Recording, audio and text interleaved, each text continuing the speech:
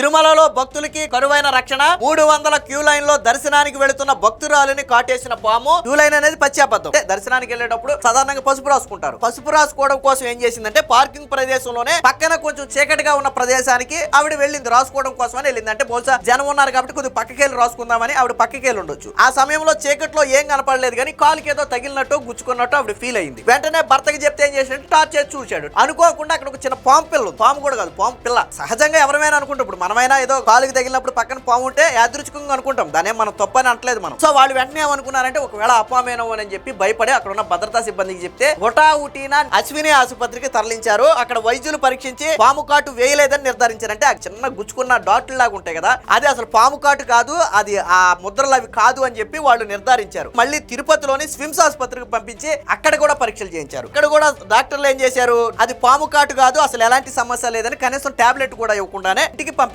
అంటే పాము కాటు కానే కాదు, ఏం గుచ్చుకుందనేది ఎవరికి తెలియదు. కానీ ఇందాక మీకు చూపించిన దాంట్లో ఏం రాశారు వాళ్ళు, తిరుమల 300 క్యూ లైన్ లో పాము కాటు అని రాశారు. అంటే వైసీపీ దిగజారిపోయి బ్రతుకుతుంది అనడానికి ఇది ఒక ఉదాహరణ.